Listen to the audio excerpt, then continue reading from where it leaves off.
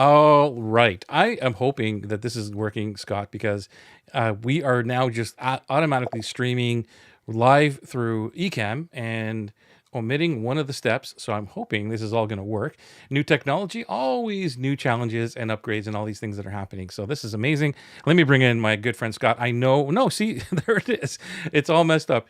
We didn't even didn't get the camera the right way. There he is. Let me bring in Scott. You see? So we should have done this. We were like messing around and just talking away through before, and we didn't do like the sound check and the video No. check.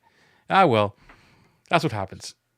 Oh well, yep. No, we just were talking. We were so excited about the fact that we are doing what we're doing tonight. That what we're talking about tonight. We started talking about it. Then we started talking about other things about not talking about what we're going to talk about tonight. So then we decided, oh, we're talking Man, about you're tonight. already confusing me. Yeah, that's the whole idea. Okay, so That's why don't we one do this as we have people jumping on board right now? Why don't I just set up all the cameras the way that they should be and okay. like over here?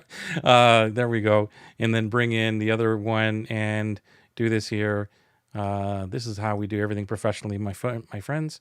There we go, and let's bring you into that one right there. All right, cool, cool. I think we have it. Welcome to the show, by the way. I don't know how this is going to run because this is the first time actually Ecamm upgraded last week, which is so epic. I'm so incredibly grateful for that because we can do everything through one program apparently, and we don't have to go through everything else. But it's all going to be a learning process, so there may be a little bit of snags while you're watching this here. And there we go. I got some of the comments coming in here, and I don't see who it is because I probably didn't put in the permission to get your your name. So that's one thing I forgot. All learning process. So I appreciate that. Looking forward to the chat. To this, can't stay for the whole thing as I have an appointment, but we'll watch the replay later. Great. I don't know who that is, but thank you for That that. is Liz Howell. Liz, okay. Thank you, Scott. Thank you, thank you, thank You're you. welcome, Joey. That's Um, why I'm here to tell you who is who and support you in any way I can. so today's discussion, I have to give credit to Liz. She's one of the people I give credit to in our group who started a discussion around the Dream Client messaging and conversation and clarity around dream clients. We can't get to all of this in today, and we even can't get into the depth of it. But as you know, I started Atlas like 3 weeks ago, and some of the new people coming into Atlas they're always kind of overwhelmed. It's kind of funny because I'm trying to take overwhelm away from them, but it's just kind of one of those things where you got to break some eggs to make the omelet, and it's just unfortunately that's how it kind of goes. And a lot of the discussion today in our group, by the way, can I add? I wonder if I can do this. So let me just try to add that into the conversation. So if you're not in the group, I just put it into the comments and reactions. Hopefully that goes through. There we go. I'm thinking it's going through. Join our group because there's a major discussion going on right now about the Dream Client conversation. So I thought we would talk about that, Scott. And I thought also that I'd like to get your opinion on and insight and your knowledge, experience on how you've having the conversations, what you've learned. But I also want to bring into this discussion of the major mistakes that I have made over the last 3 years by focusing on this, and even before that, because I did a lot of like survey type of stuff, right? And learning over the last couple of years how to up level and have real conversations and what to avoid to get the data that I want. So that's kind of the whole big picture of what we're going to talk about today. And we'll just kind of go with it. What do you think? First of all, if you're watching live, hashtag live. If you're watching the replay, hashtag replay. Everything that we do here is responded to. That's one of Joey's superpowers is in that group all the time, answering questions upon questions upon questions, which kind of leads to the three-pillar approach of build a tribe, serve, don't sell, and then on their timeline, let them make a decision. And the first part, of course, in building a tribe is you only want to build a tribe with dream clients. Yeah. And dream clients, Joey, since I've known you now going on whatever, let's say 4 years, it's coming close to it. If we've been doing a show for 3 years and one, uh, that we've known each other for a while, and that's the biggest piece in my life that's changed. knowing you is moving from the whole avatar thing and the demographics to the psychographic importance of dream clients. And when I work with any clients or do anything, I always have a foundational process I go through. And it used to be I need to know your mission statement and your escalator speech and your vision statement and your exit strategy and a few other things. And then it became Dream Client at the Yep. bottom. But then Dream Client went to the top, and Chain of Beliefs is also in there now. That without that, nothing else, because I am still a believer in the ideal client slash avatar, just from a standpoint of copywriting and languaging from time to time in who we're talking to. Because what you like to point out often is, and most people make this mistake, is, oh, yeah, I could talk to everybody and I can have all these people to talk to. And I love what you always say is, could you have those two groups in the same room and Hmm. not have to change a single word? And the answer is always, no, I couldn't. Well, then, okay, pick one of them. And that's the most difficult part of this whole process. And I say process because when I went through Atlas, there were some things that, like, it took me till week 9 before Hmm. I was able to fill out some of the details of the dream client or the dream client conversation.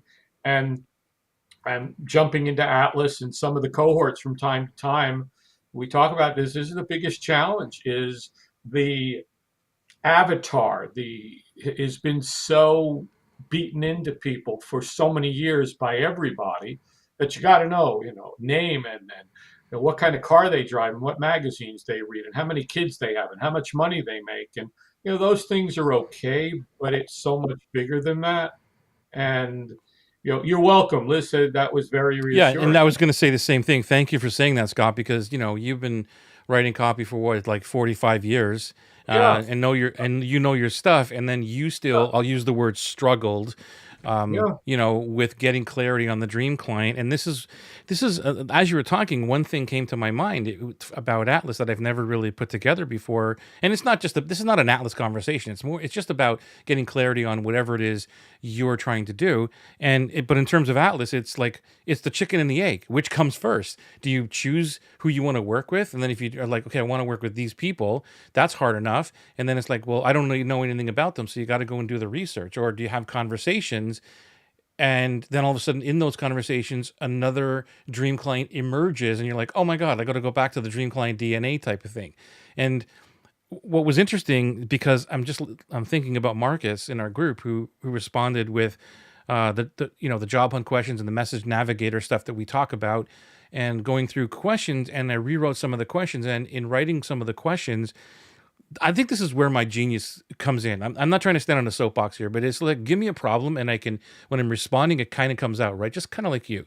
And so when I was rewriting the question, it was like, no, simplify the first question, which was, because he's in marquetry, he's in this special woodworking, like amazing stuff this dude does, like amazing woodworking, and he's trying to help people who loves that craft. And so the first question, he had a couple of other questions, like I forget what they were, but I just simplified the first question to be, um, are you are you a professional in marquetry, or are you just doing it as a hobby type of thing? That was the question, right? And in that question, realizing what I just asked as well was the fact of going back to what you just said about the avatar and trying to be everything to everybody, because there are two different markets now.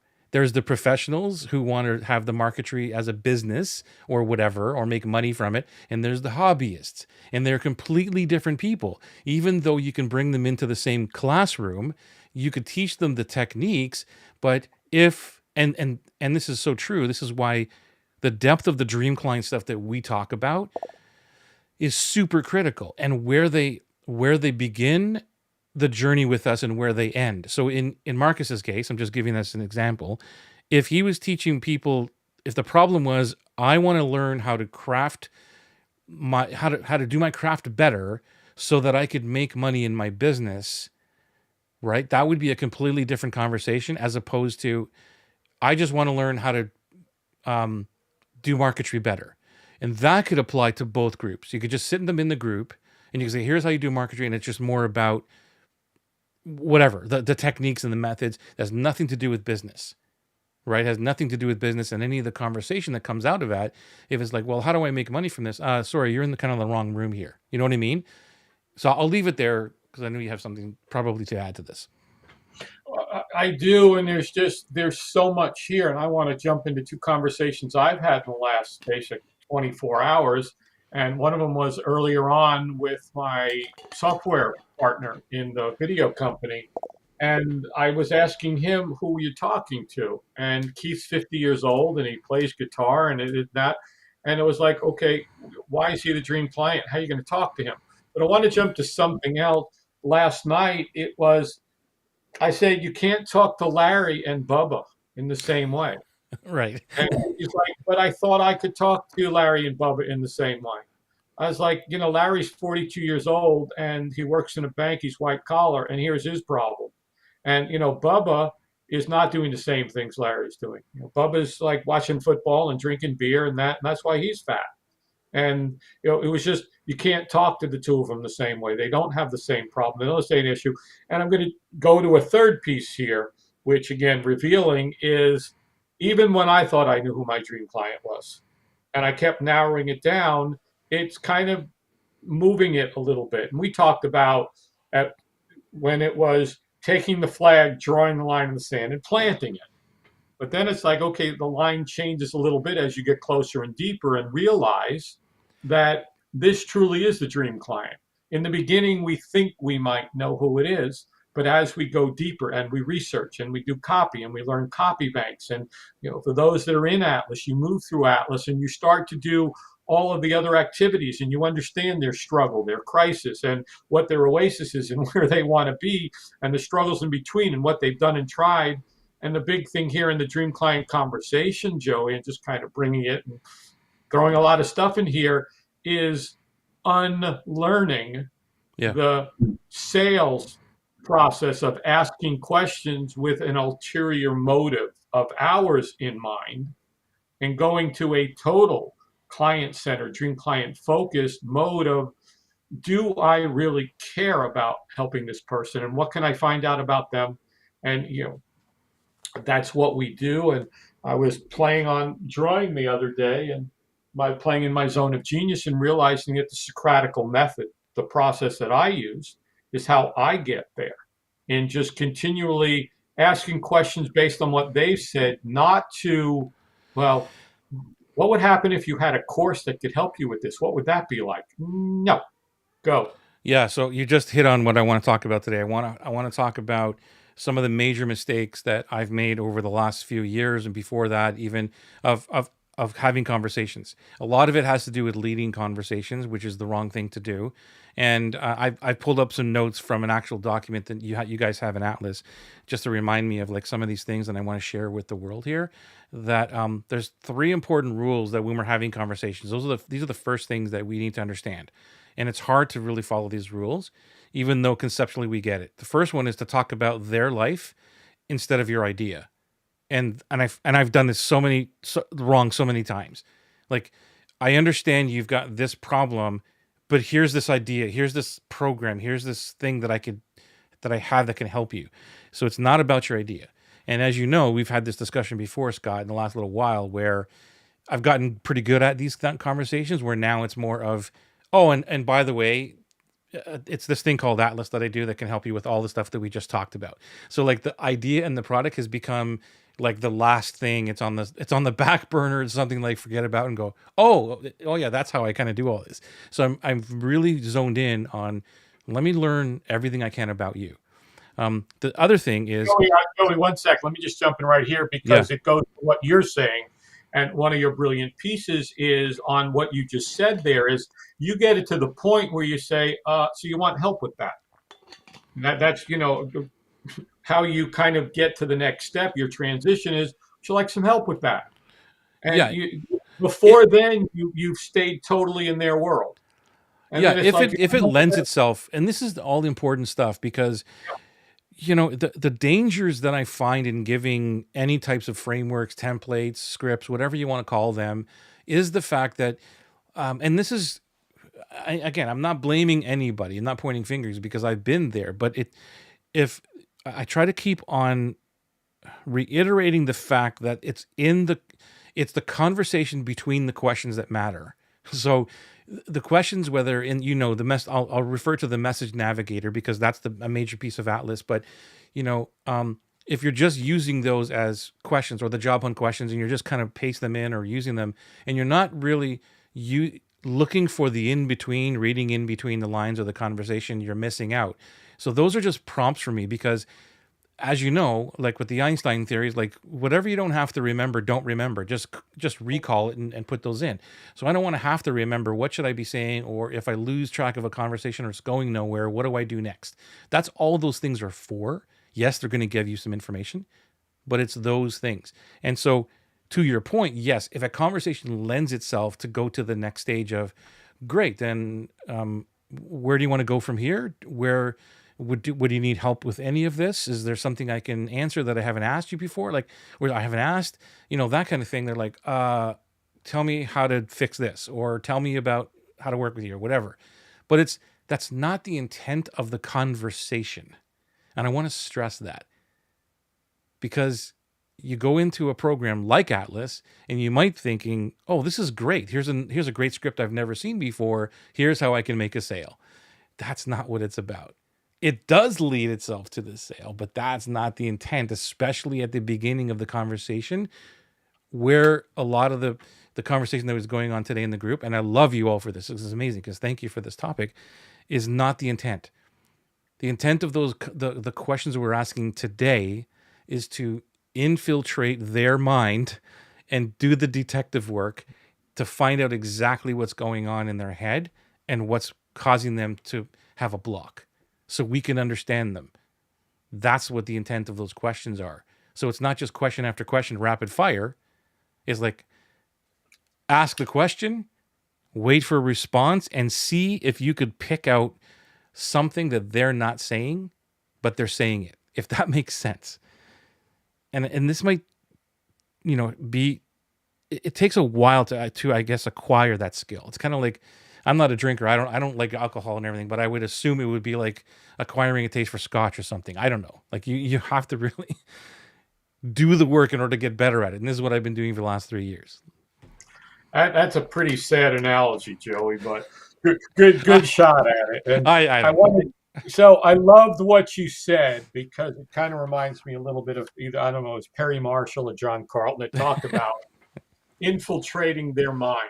It was a different word, but it was infiltrating their mind. And I want to add to that is, once you infiltrate their mind, it's not to manipulate their mind. No. It's to infiltrate their mind to join the conversation they're having in their mind that you can then help them with. And by helping them is continuing to find out and ask the questions and go deeper. And again, you start with maybe one person, ideal dream client, and maybe you find out over time that it's going a little deeper in a different direction rather than where Yeah. you thought. And it's only, and we'll go back to the Dale Carnegie thing, is what would happen if you become genuinely interested in somebody and truly wanted to help them discover what a problem was that your superpowers and zone of genius could help them with, but not with that intent, only to discover, because you may get to a point like you and I were talking, somebody went into one or two of the groups we were in today and poached us both with, the total Oh my disrespect God. Yeah. of, going in and, I didn't ask for your website. I didn't ask for any of this. If you truly want to network in that, then do it the right way. And, if I, over the years, you and I may have, again, we still don't know to this day how we ended up meeting, but it was, we both watched each other for a long period of time and agreed with each other's philosophy and supported each other's stuff. And then probably one day it was like, hey, dude, we should connect. Yeah. And that was it. And it was based on a mutual respect. And that's kind of similar to dream clients. You do it so eloquently and masterfully and craftfully with how you support the tribe in the Kajabi and in PLF, and of course in heart-centered marketing, where you go in and truly answer questions and give people information and guidance and wisdom and insight and knowledge. And those words are important: guidance, wisdom, insight, knowledge, which is what people need. I didn't say anything about a course or a product or anything. and just kind of getting people in the direction of the mindset. And again, I'll go back to what Liz was saying was she says, I think Joey just answered my main question.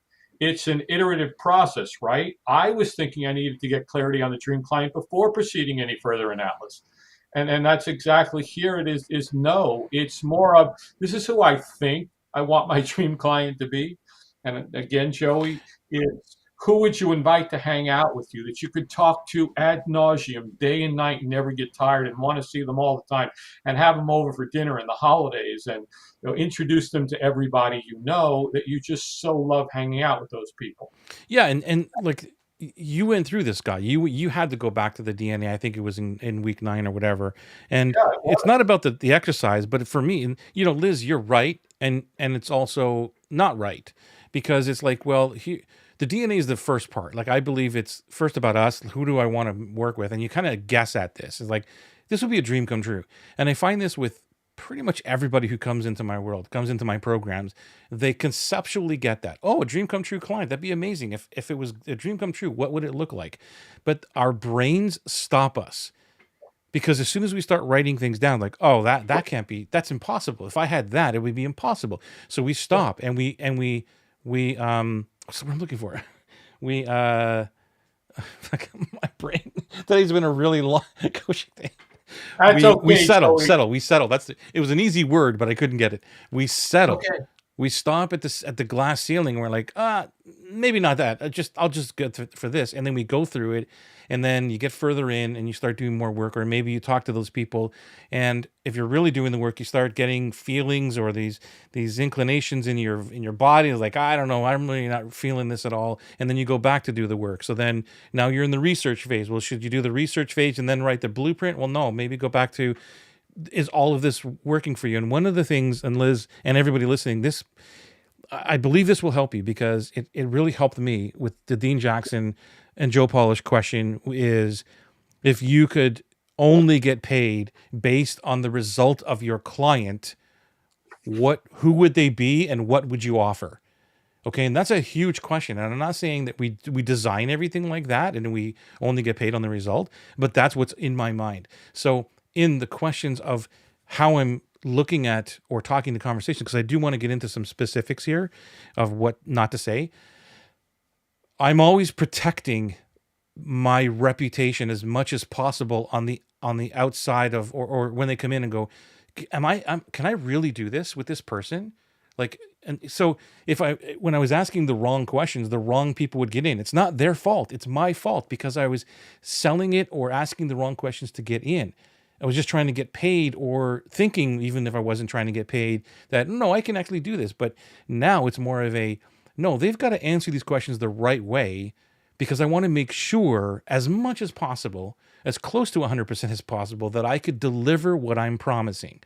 And the questions are not sales questions in terms of like, and I'll give you one of them. So a mistake would be, here's one of them. Let me just look at this.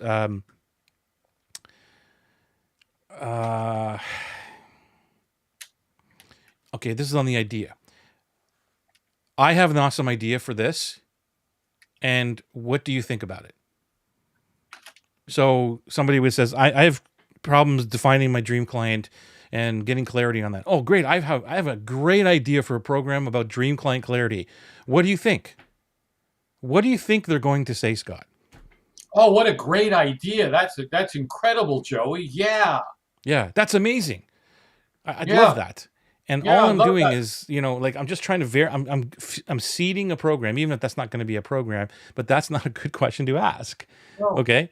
Another thing to avoid is exposing your ego. So the example is when you're talking about, I just quit my job. It's been 2 years. I took a line of credit on my house and I went and I started this thing. I'm all in. I'm all in for this.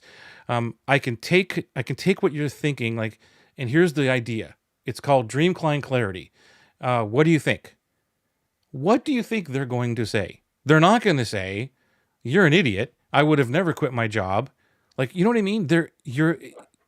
Anyway, what do you think they're going to say? Well, okay. So, God, I want to go back to something you said because it's really important for the whole dream client philosophy foundation, can I deliver what I promise? If I'm trying to deliver to everybody out there, it's going to be real difficult. If I have a defined dream client that I can deliver what I promised to, and that's all I have to focus on, it gets so much more incredible and powerful. And I'll share another piece of when I went through Atlas and deciding on my dream client, and it was going to be yoga teachers and healers. And I went back and forth and back and forth. And if it were me, I would have said, pick one. And so I did. I said, I picked one. But then after that, I was like, you know what?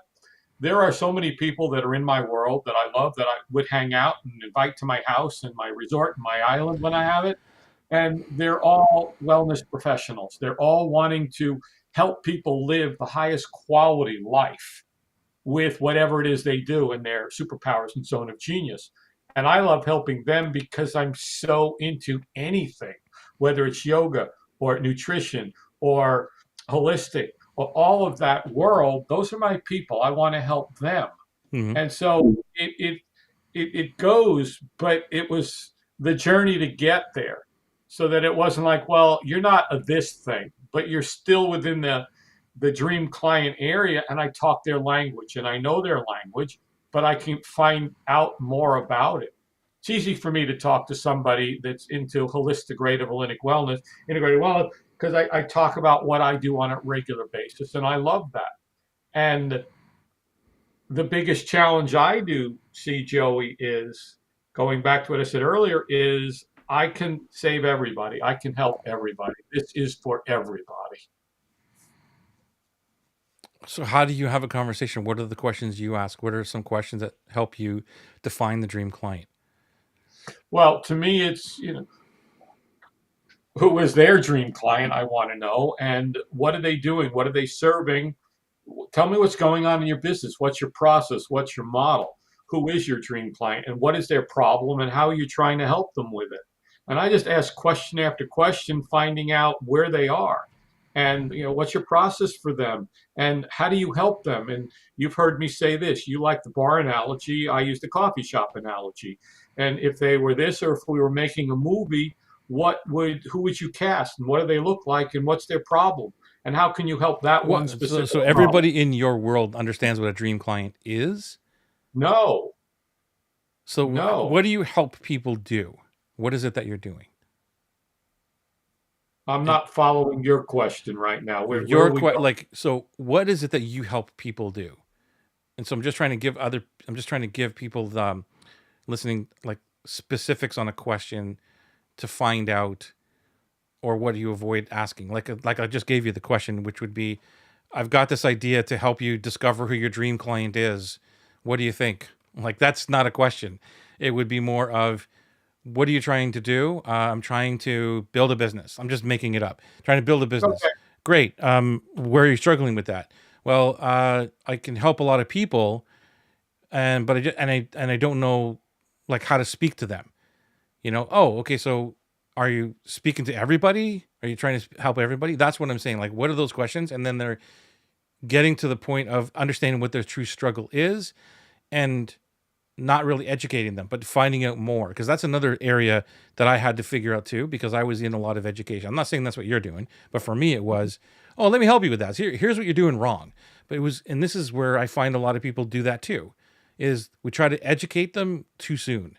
And with right. this process at the beginning is more of finding out what their true struggle is without talking about our program at all, and what our zone of genius is, because I think that our zone of genius comes out in the questions that we ask, I agree, right? 100%. So it's one of the bad questions that anyone can ask is, do you think this is a good idea? Like, if you're talking to Well, somebody that's not a question you ask somebody. yeah, there's another one related a little down the road, and it's when you ask somebody about what they think the price should be. Right. Yeah, the That's pricing for another, sure. The yeah, pricing for you sure, know. but the market doesn't know, or the market will tell you if it's a good idea or not. And asking, it's all vanity stuff. It's all vanity, Yeah. where it's the let me jump to one of the worst, actually it's probably the worst question anyone can ask. And it's this one. Um or actually, Yeah, it's kind of, it's not the worst question you can ask. It's the worst response you can get. And I see this a billion times because I get people who I ask them about their programs or what's going on and stuff, and they bring it, some of them, most of them bring it back to this answer in some way, shape, or form. It's when they've asked the questions about would you buy this, or is this a great idea, and all this kind of stuff, and they say yes, I would definitely buy that. If you did this, I would definitely buy it. And then what do you think happens? You know what happens. I'll let you I know what explain. happens. Well, what happens is you go build it and then they don't buy it Right. because no reason for them to buy it. They just said it to not tell you, no, I wouldn't buy it. Right. Because unfortunately, human nature wouldn't say to somebody you know, well, no, you're crazy. That's a stupid Right. idea. You and I would do that to each other or to somebody. But the average person, especially in this situation, when you're trying to develop relationships, rather than spending all of your time asking question after question after question about them. And Joey, I would like to go back to you were sharing three things earlier. And the first one was, talking about their life, not your idea. And then there were two others, but I don't have them written down. I don't know if you got there or we're planning on getting there. Okay. Number two is ask specifics in the Thank you. past instead of generic or opinions about the future.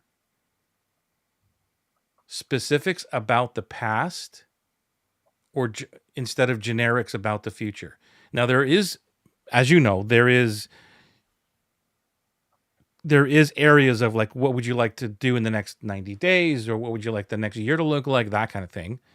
Right. But I That's find different. that we don't ask enough specifics about the past, because even though the 90-day question that we use in Atlas a lot, that's what I'm talking about. It's not just to say, oh, okay, great, and move on to the next thing. It's more of, well, then why aren't you getting, what have you tried to do that before? Well, yeah. Well, tell me a little bit more about that. Talk me through what happened. Now I'm going to the past. Now I'm going into the past. Well, I bought this course, I bought that course, I hired this coach, I did this. Oh, can you tell me more a little bit about what happened there? Yeah. Right? And this is what I'm talking about in between the questions and the prompts. I'll just call them prompts for lack of a better word. But it's like, okay, well, I know I want to get to the next question. And maybe sometimes you don't even need to, but now I've opened up a conversation. And within those answers, even if I ask those questions that I just did now, um, as an example, I'm probably going to get some pretty good indications of what their crisis is and what their oasis might be, just by I, doing that. I and I love that, Joey. I agree 100%. And that's such an important piece of this, especially in the details of what you've been through. And I like what you do is, so have you hired coaches before? Well, tell me about them. What happened? Tell me about this consultant you hired and what has he done for you and what kind of results and what was your experience with it and how much have you invested in that and what part of it did you like and why are we here now? And again, there's nothing, it's all about them and it goes to it's their life, not your idea. Your idea doesn't come in and it goes again playing with the chain of beliefs until do they believe in the things they need to believe and for you to even present what it is you do, because to present it up front before you even know if they think that what you're talking about is possible, if they even believe that this is in their mindset and is it something that they actually want. Because as you like to say is we can't instill belief in people, they have to have that belief, and Mm. that's part of the questioning is what are their beliefs, what have they been through, and you can't know what they've been through unless you ask specifically. It's not just like, yeah, I've hired coaches before and I've bought courses, great, let's move on. What have you bought, what have you done with it? And oh yeah, I bought this and I bought this and that and that and that. Did you ever finish them? No. Well, how come? Well, whatever. Okay, well, tell me a little bit about that. And so, getting deeper into the understanding of where they're at rather than, okay, great. Well, I have a course that does what all those don't do. I don't give a crap about your course yet. Go. Yeah, and it's coming back to the right questions to ask. I think that the future questions are important, but they're, and I've discovered this too because I do still ask questions. I ask it, but I'm not really concerned about the future. It kind of gives you an anchor sometimes, but I'll give you an example of a question that I ask on like my intake form for a clarity call. It would be something I can't remember the exact phrase of it, but it's like, what are you struggling with now? Or and in the next question would be something like, what do you think it would take to fix that? Like that's a future question. Yep. What do you believe you need to get done?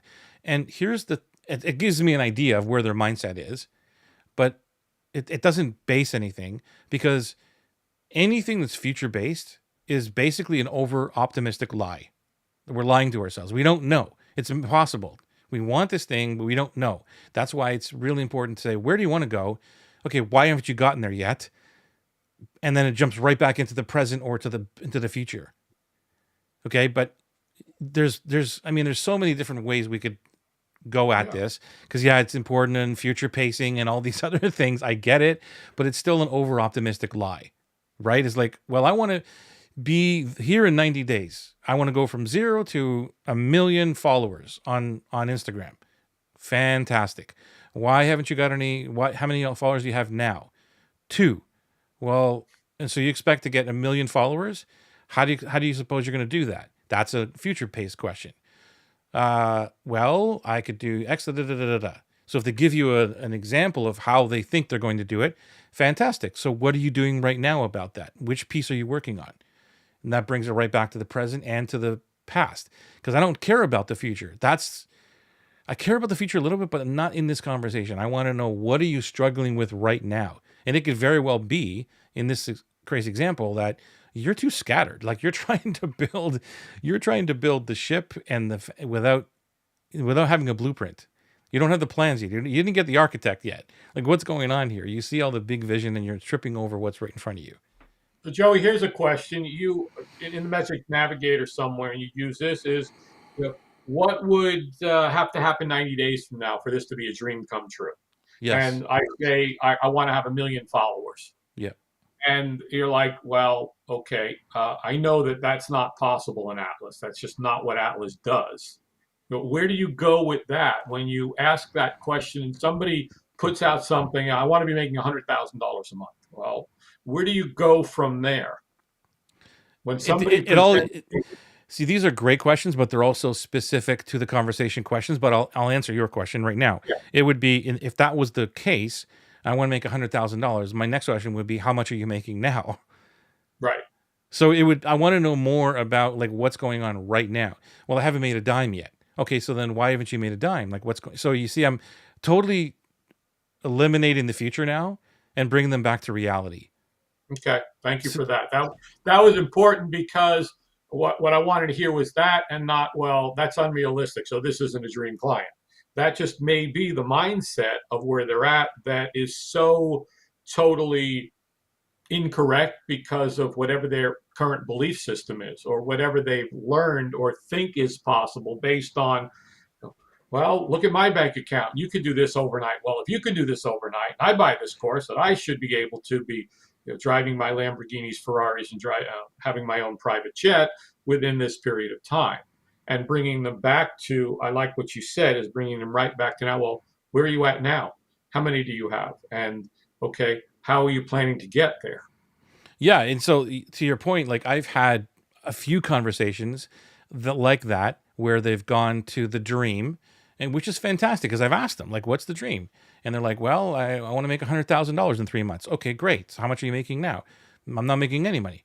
Okay, what's your product like? So I'm getting more specifics about the thing, and within those conversations, sometimes it may come up. Well, I don't have a product yet, or here's who I help, or whatever it is, and I'm narrowing in by asking the right questions where they're seeing my genius of like, wait a second, I really don't have these answers, or maybe this thing that he's, because at that point they don't know I'm talking about Atlas, or it depends, I guess, if they've responded to, let's talk Right. about Atlas. So whatever the conversation is, and again, that's about context. So I think one of the biggest underlying things that we should really focus or highlight here over and over again is about being present in the moment in each conversation. And that messes a lot of people up because they want to automate stuff, or one of the biggest mistakes anybody that this is my opinion, but they have a learning bottleneck or they have a sales bottleneck because they are in the mindset of, I already know everything about my customers, or I don't have the time to talk to people. Those are two huge mistakes, in my opinion. So, I think Joey, that, go ahead. I'm going to jump in here because this is an important point to make. You talked about Message Navigator, which is the way we converse with people in the whole Atlas methodology and Dream Client programs. And in understanding that the traditional conversations, like let's get on a Zoom call so I can ask you questions, you can answer them, and maybe at the end I can sell you into one of my programs.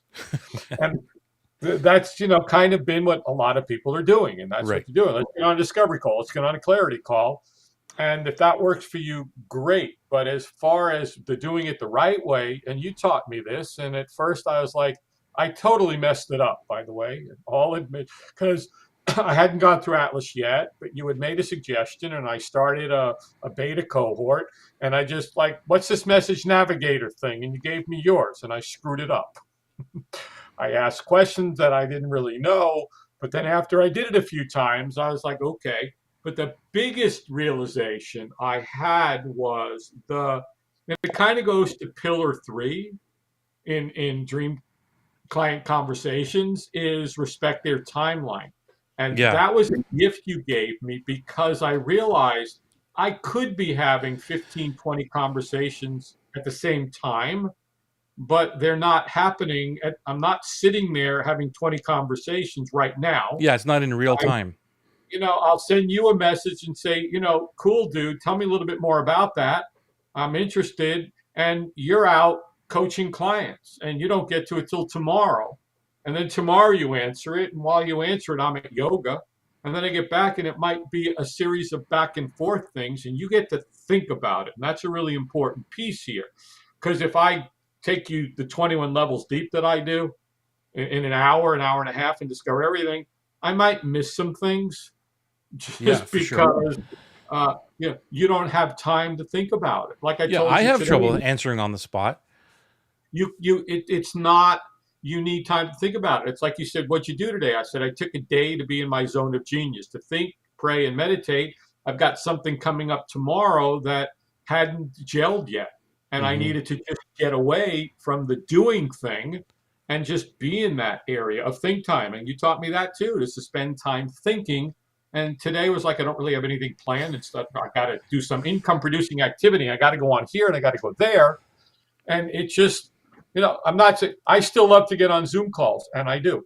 If I've got a little time and I can help somebody and I'm not doing anything that's producing income or I don't have anything specific and I got a little window of time, I'll jump on, ask you a lot of questions, and I may educate you a little bit and then say, you know what, go do this thing and succeed. We'll talk at another time, maybe.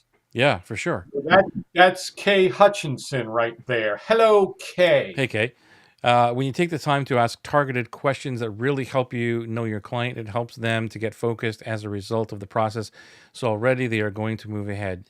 Yes, this is part of the pre-sale process or getting pre-sold clients. It's all, there's little nuances, all these little nuances that happen through all of these processes. That's a whole different discussion. But you're absolutely right, Kate. The more you invest in your client, I love using that word because that's what we are doing. That no conversation that you have is a waste of time, even if it's like that person just really, turned me off. That's a gift because whatever happened and whatever they were saying or the energies or whatever is a gift to put onto your Dream Client DNA.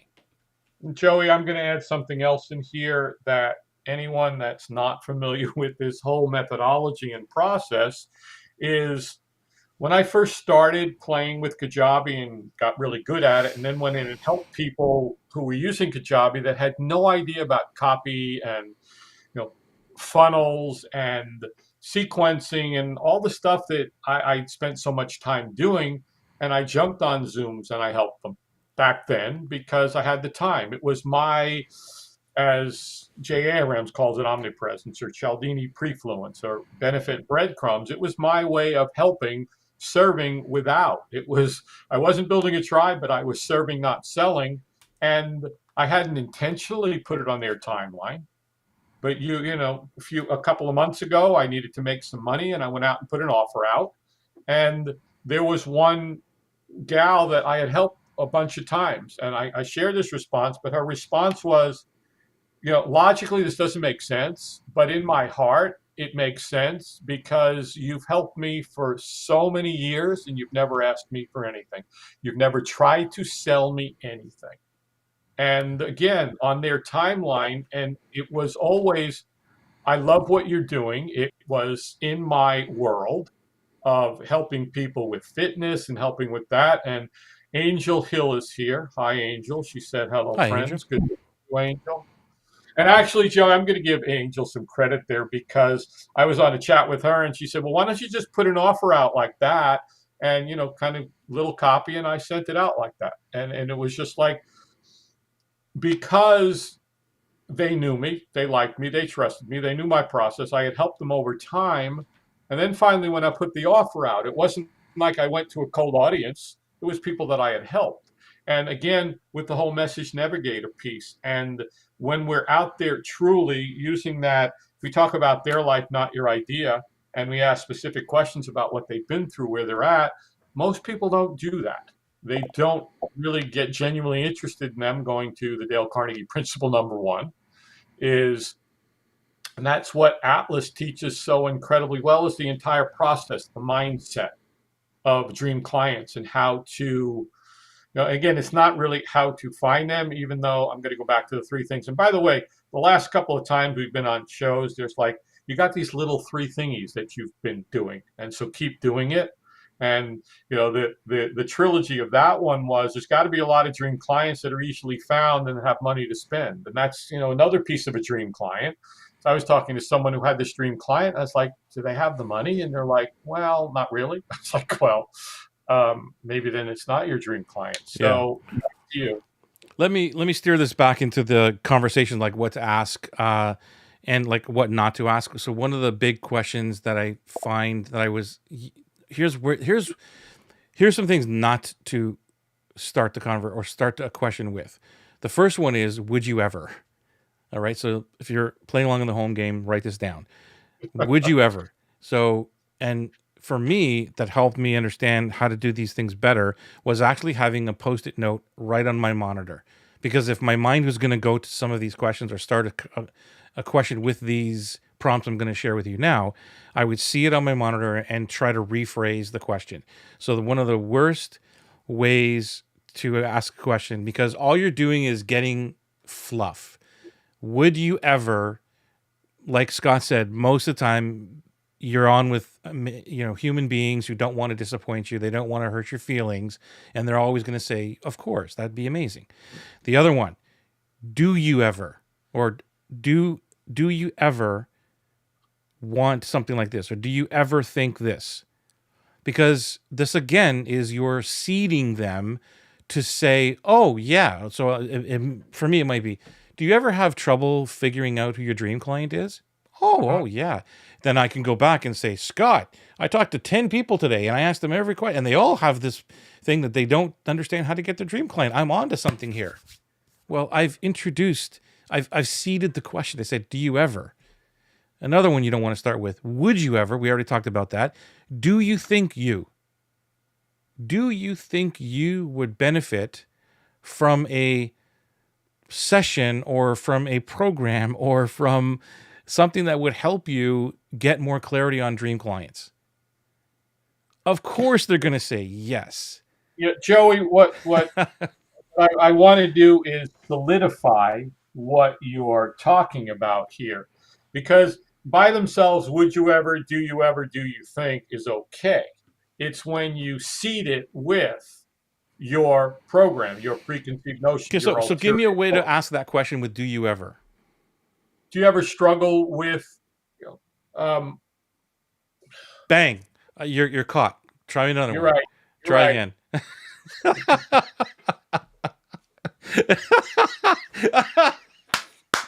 Do you ever wake up in the morning and are totally confused about what you're going to do? Okay. Are we cool on Okay. that? You can't use the your. Joey, by the way, the third thing on their life, ask specifics in the past. What was the third one? Do more listening and less talking. Okay, how's that for changing the subject? So let me give the other two, because if you're playing along in the home game and you want the other two phrases not to start, to avoid at all costs to ask a question, is this: might you? I mean, I never use the word might, but in case that's the way you talk, might Yep. you be interested in something like this? Don't use that. And the other one is, could you see yourself? Dangerous, dangerous question. Could you see yourself in a program with a few people who want to learn how to blah, blah, blah, whatever it is? Could you see yourself in this car today? Like, you know what I mean? Don't ask these questions. Imagine yourself driving down the highway and everybody's looking at you because you've got this brand new Tesla that you don't really need, but you want it. Anyway, I digress. So who's this? Did I just come in at the moment when Scott was talking about me? Who's that? That's Angel. Okay, Yeah. cool. Yeah. And this one here, Scott, thanks. I missed out the first part of that. We'll go back and watch the replay. That's Angel. And then great advice always. More listening, less talking. That's Angel Hill again. Amazing. Like Thanks, Angel. last year. And I like that because in the Dale Carnegie program, it also says God gave us twice the amount of ears than mouths for a reason. Yeah. I still have trouble with this one, with that last one, because there's this balance of when people are looking for me for guidance and insight. And I always remember that, like, okay, I got to do more listening, but they're not really, they don't know what to ask. So Right. this is where these questions are so important, because then they can ask the right question to get a question or a response or feedback that initiates the conversation again, so that I can listen more. So that's an important to say. And So Joey, I'm going to jump in here again with, it's like anything. This is a new process. The message navigator, the dream client conversations, they're different than most because most things teach us to get to the point where when can we immediately start talking about our thing? When can we start introducing the solution rather than going and finding out everything we possibly can first and maybe walking away from it for a little bit before we come back to it? And again, that's what I love.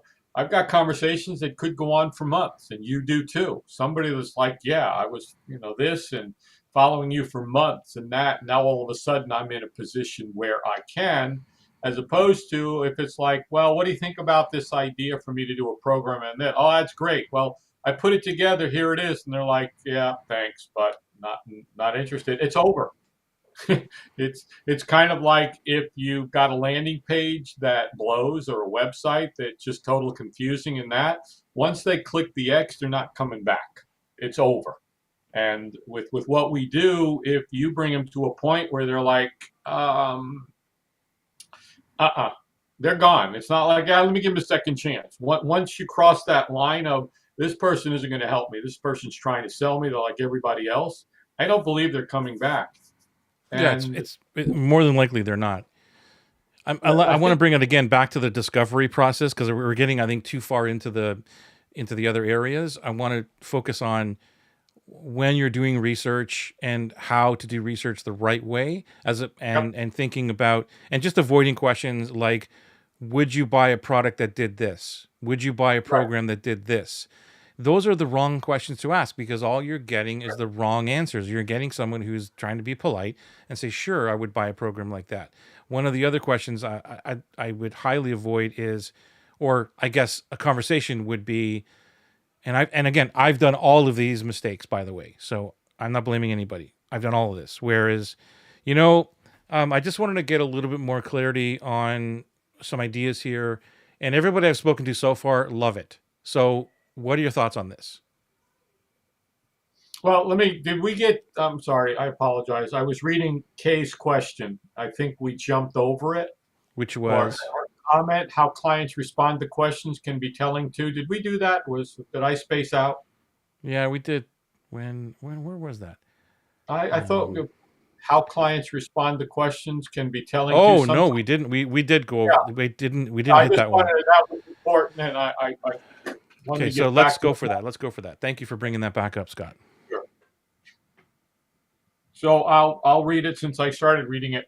How clients respond to questions can be telling too. Sometimes they can feel interrogated and defensive, which can be a sign of the anti-dream client, or they can be open to that process of discovery. Yeah, One, do you have the message navigator in front of you, by the way? I can in about 3 seconds. Okay, read to me on the top. Okay, yeah, thank you.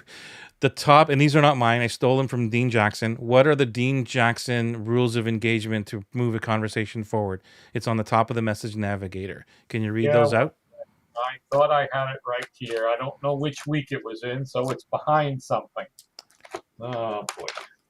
You keep talking. Let me see if I can find it real quick. Okay, so and Kay is exactly right. So what we're talking about here is um, what I'm leaning towards. I don't remember exactly how it was phrased, but if someone is not willing to engage with you in conversation, that's not a dream client. Like so, the Right. five it's Dean Jackson's 5-star prospects checklist or something like that, and all of these have to be checked off. And part of it is they have to be willing to engage.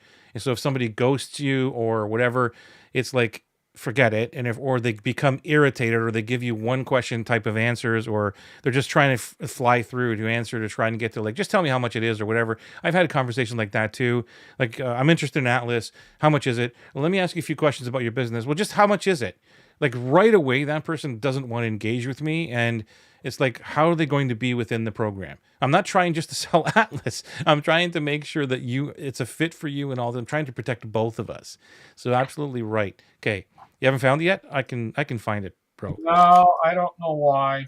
That's okay. I'll find it because I have it in my Yeah, I have to go back and build a table of contents for my Atlas program here. because now that I've said it, I want to share it with everybody.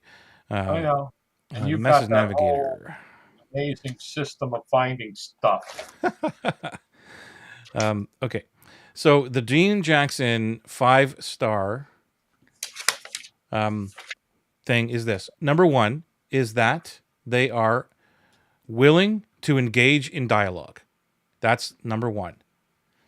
Number two, they are friendly and cooperative, which is like you can tell this. Like in K, you're an empath, so you can feel that energy, and I'm sure a lot of people on this call right now can feel the energy when somebody's not friendly or cooperative. Number three is know what they want and are willing to share. Now, this is a tricky one because sometimes people don't know what they want. They think they know what they want, but as long as they're willing to share, that's cool. But if you get somebody who says, I want to grow my business, and you're asking something like, well, can you tell me what you think you need? Like, I don't know. That's your job, isn't it? Like, that's not someone who knows what they want or is willing to engage or is friendly. So they've already crossed out the first three questions if they answer something like that. And number four, they are ready to act in the next whatever time frame. And I know that we've talked about respect their timeline, but because of this is specific to the message navigator when we're doing this is another process of asking somebody, are they ready to move to your cohort at this point? This is why that's there. So they have to be ready to move. And if they're not, there's no reason to continue that conversation at this point. Doesn't mean they're dead leads. I hate that one. They're not dead leads. It's just at this point, they're not ready. Then the last one is they would like you to help them. It's obvious, I know, but all of these five, the Dean Jackson 5-star prospects, is part of what I believe we all need. And I know that I've skipped some of them before, but now I just follow all of this stuff, man. I actually walk the talk. Like I'm doing exactly the same thing. And if you follow these, because again, we try to settle. Well, they kind of weren't really that friendly, but it doesn't really matter. They were still giving me information or whatever. Maybe they're fit. No. So those are the five. Do you want to read them back, Scott? Sure. Did you write The them down? first one, yeah, first Okay. one of Dean Jackson is one, they're willing to engage with you. Obviously, that's a dream client. Two, they're friendly and cooperative. Three, they know what they want and are willing to share with you. 4, they're ready to act in a specified time frame, and 5, they would like you to help them. Right. So that's And part of those, the qualifiers of a dream client conversation. The right, and I conversation. love in that dream client conversation. And again, my first thing is, can I ask you some questions? Because I'm gonna go deep. And it's like, remember, you said I could ask you questions. You agreed to it. Yeah, And I've again, actually had someone say, "Why are you asking me all these questions?" after they've said, "Sure." yes, And in the third question is like, "Why are you asking me all these questions?" It's like, you just told me I could. yeah, exactly. And I get permission all the time to go through the process I go through. Amazing. Amazing. And by the way, Joe, I'm just going to say this on here. I don't know where Glow is, if Glow is a thing somewhere. Uh, it's part of it's a framework, but I what did you know want to it's a say about it? Because framework. I think a lot of people are picking up on that one. They like it. Well, I keep going back to it, and I just wanted to. It came to me again today, and it's such a simple framework that I don't know if it's anywhere and you're using it somewhere. And if you were a client, I would probably say that should be something that's a gift right off the bat for people, because it's such a valuable tool that it's got so many different levels and depths. And basically, the Glow is, what are you grateful for? What lessons did you learn from that thing? What opportunities or options became available from those lessons and that gratitude? And what were the wins that you may have achieved from that? And it's just, there's so many levels and dimensions to that, that I believe, I think I've said this to you before, and it just came to me that, because I'm writing all these little things down here. Now, when I don't need to write down because it was so simple. Thank you. And it just, I look at a lot of things going on in my world right now, and they're based on the Glow that I had said, you know what, I'm grateful for this thing. And I just wanted to pop that in there for a second. But thank you for, again, always making things simple, Joey, in a world where we want to complicate things, and especially for dream client conversations, which, again, I just want to say, go out and just start doing it. When I used to teach people how to, do their escalator speech, or their, now it's the dream client statement. It's, well, just do anything and start sharing it with people. And if they look at you like a deer in a headlight, you're like, I probably didn't get it right yet. But if Yeah. they're shaking their head going, yeah, this is awesome. So I think Angel's got a comment here. How to determine 5-star prospects. 5-star prospects are people who, okay, thank you, Angel. She took the note, are willing to engage in dialogue, are friendly and cooperative when you talk to them, know what they want and are realistic, are moving in the next 6 to 12 months, would like you to help them. Yeah. And she's got the link on there. Thank you, Angel, Yeah. from Tony Robbins / Dean Jackson. That's excellent. Great stuff. Yeah. Thank you for sharing. Those are part of the first process of what I use, the message navigator. So if they're always in my mind, and same as like Dean's question of like, how would you, I would challenge everybody to ask that question. How would you sell your product, or what would it look like if you were only paid based on the result? And that's a very difficult question for many people to answer.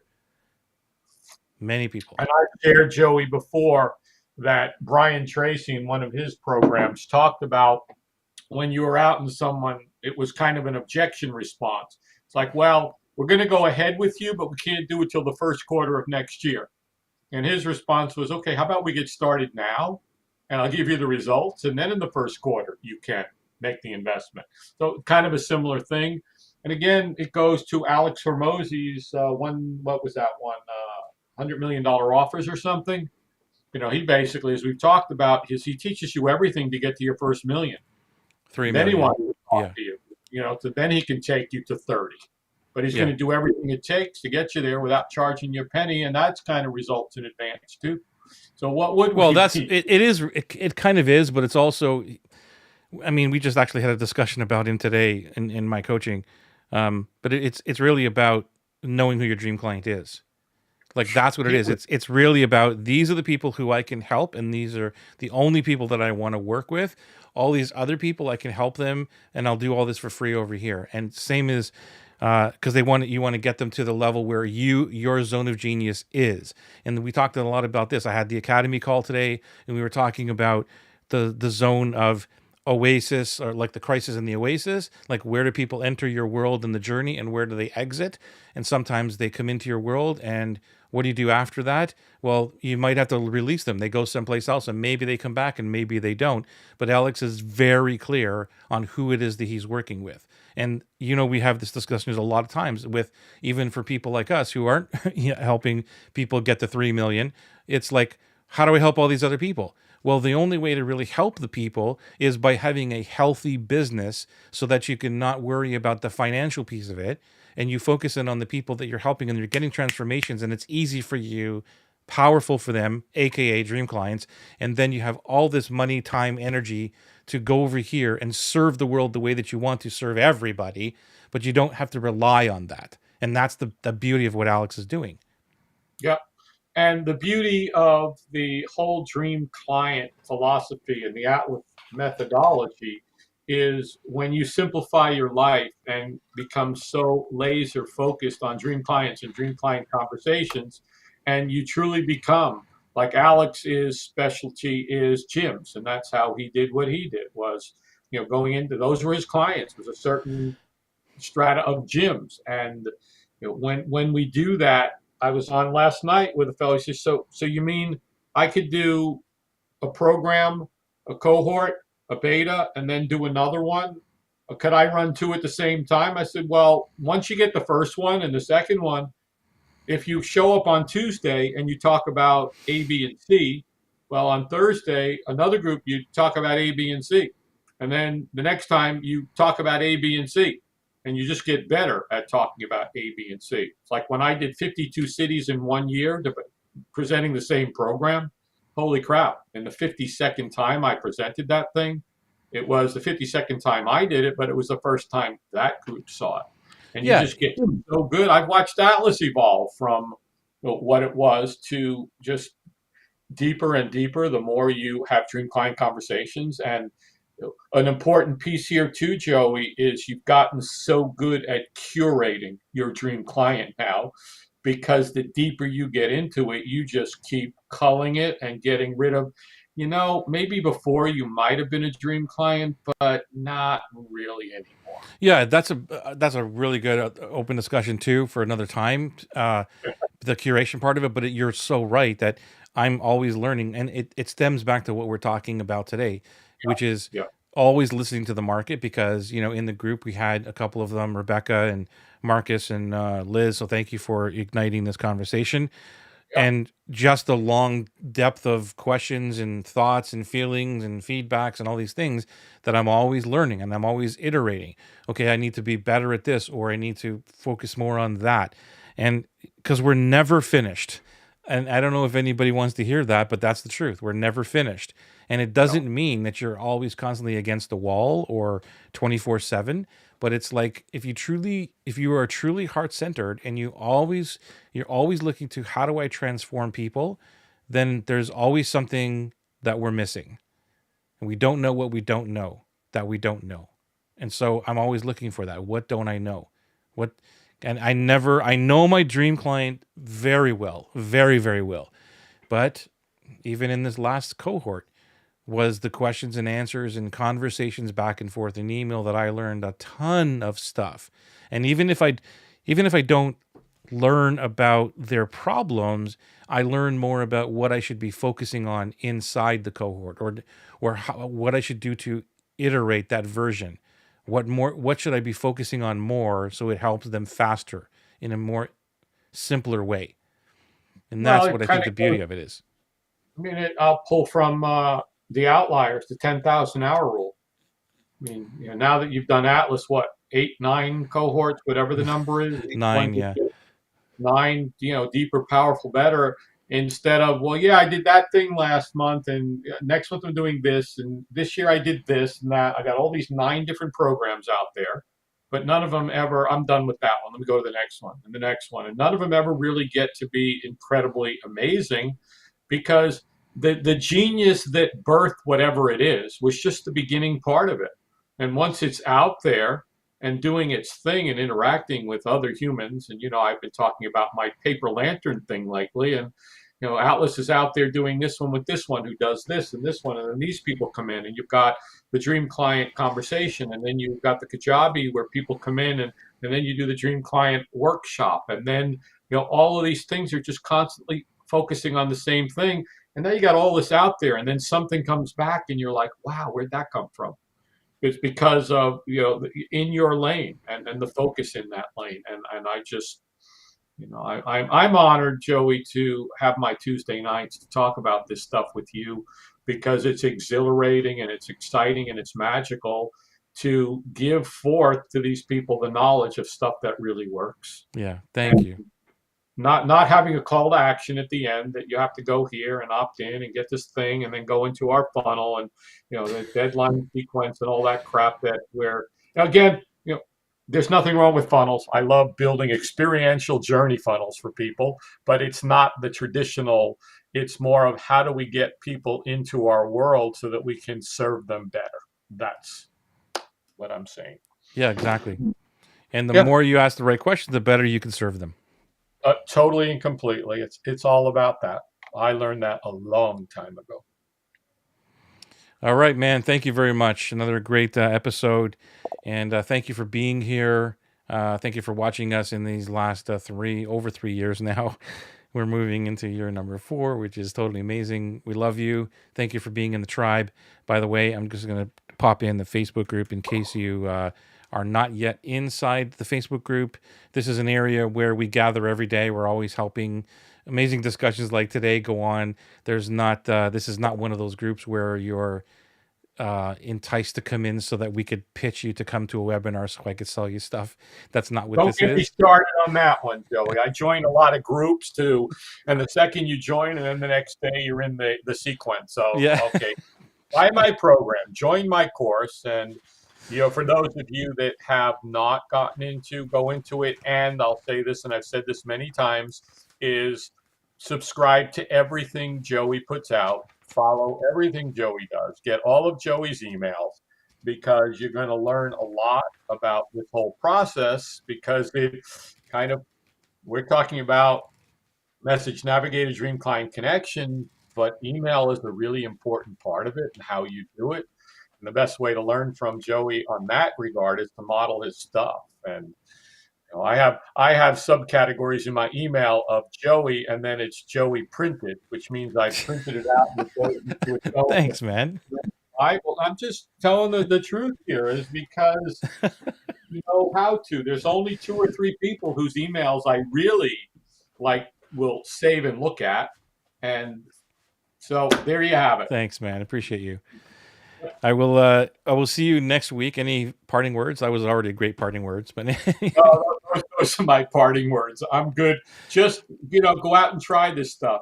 Mess it up. Just ask question upon question upon question, and get genuinely interested in these people and their lives, and forget about your idea. If you do it right, they will ask you, "How can I hire you? Let me see your program." 100%. What is it that I need to do next? How do I engage with you? That's what happens when you do. Yeah, this and right. one thing I do want to have, now that you brought that up, there's one parting thing that we haven't talked about, but is important about that, because when it comes to price and all these, I know there's conversations about, or people are asking, how do you deal with people who say it's too expensive and all that stuff? What you just said is the catalyst to get to never getting those type of questions. When somebody does that and says, how can I work with you, or whatever, what do you have, and all these things, and even though they don't buy right then there on the spot or that time, you never get, I shouldn't say never, but it's very rare, like 0.1%, that they will say, this is too expensive, I can't afford it. They will say, it's not right for me right now. Can I come to the next one? Or when is the next one? Or whatever. And that's another big aha moment, because of what you just said, Scott, that no, people are coming to me and they're asking me. And even though they aren't buying today, it's not, I never hear. So my whole objection cheat sheet that I used to have from the big guru dudes of like what you say when people say I can't afford it or whatever. How about if we split it up over a couple of payments for you? Can we put something on the card today or whatever it is? I can't even remember the stuff. is what you're saying that you can't afford it today? Am I understanding that correctly, Joey? Can we like go down and see what does that really mean? And blah blah blah blah. Blah. Yeah, and then you go back to the conversation. So what you're actually saying is you can't afford to fix this problem, and you repeat all the problems. Oh my god. Anyway, let's not Oh, go down that whole rabbit no, hole. no. Let's not go. So, hey, you're very welcome, Collie. Yes, amazing, love and soul hugs, Joey. Thank you so much, and we'll do this again soon. Cheers, man.